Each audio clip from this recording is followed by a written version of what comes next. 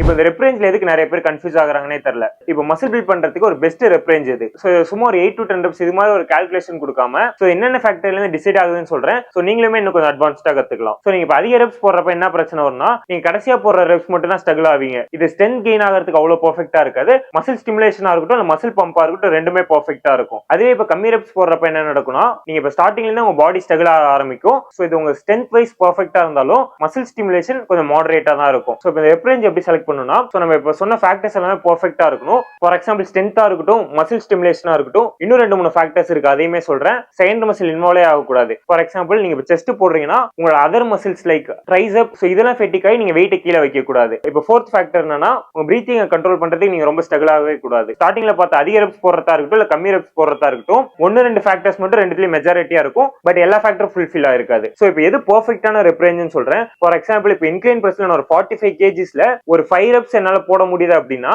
இப்போ அதுவே 40 kgsல என்னால ஒரு 8 to 10 reps நல்ல ப்ராப்பரான ஃபார்ம்ல பெர்ஃபெக்ட்டா போட முடியும். என்னோட மசில் ஸ்டிமுலேஷனா இருக்கட்டும் என்னோட ஸ்ட்ரென்த்தா இருக்கட்டும் என்னோட செகண்டரி மசிலும் அதிகமா இன்வால்வ் ஆகாது. அண்ட் பிரீத்திங்கை கண்ட்ரோல் பண்றது ரொம்ப கஷ்டமா இருக்காது. அண்ட் ஃபர்ஸ்ட் என்னோட மசில் தான் ஃபெட்டிக் ஆகுமே தவிர என்னோட பாடி ஃபெட்டிக் ஆகாது. சோ இது மாதிரி ஃபேக்டர்ஸ்லாம் வச்சு ஒரு ரெப் ரேஞ்சை ஃபிக்ஸ் பண்ணுவோம். சோ இப்போ பெர்ஃபெக்ட்டான ரெப் ரேஞ்ச் எதுனா ஒரு 8 to 12 reps இல்ல 8 to 15 reps என்னோட வெயிட்ட ப்ராக்ரஸ் பண்ணாதான் என்னோட மசில் பில்ட் ஆகுன்ற நிலைமையில நான் 45 kgsல நான் நிறைய வாட்டி ட்ரெயின் பண்ணுவேன். சோ அதுல ஒரு 8 to 10 reps புஷ் பண்ண ட்ரை பண்ணுவேன். சோ இதுல இன்னும் பெர்ஃபெக்ட்டா ஒரு செட்டுக்கு இவ்வளவு வெயிட் செலக்ட் பண்ணனும் அதுக்கு இவ்வளவு ரெப்ஸ் தான் போடணும்ன்ற மாதிரி நிறைய தியரிட்டிக்கலாவே இருக்கு. சோ அதெல்லாம் ஹைப்போட்ரோஃபி நல்லா ப்ராப்பரா கொண்டு போகும். லைக் வார்ம் அப்ல இருந்து இது மாதிரி அட்வான்ஸ்ட் மெத்தட்ஸ் எல்லாம் கத்துக்கிற மாதிரி ஒரு ப்ரோகிராமே டிசைன் பண்ணிருக்கேன். சோ நீங்க இப்ப டிரான்ஸ்ஃபார்ம் ஆகிட்டு இவ்வளவு டீப்பா ஃபிட்னஸ் கத்துக்கணும்னா சோ எனக்கு டிஎம் பண்ணுங்க. அதை பத்தி நம்ம டிஸ்கஸ் பண்ணுவோம்.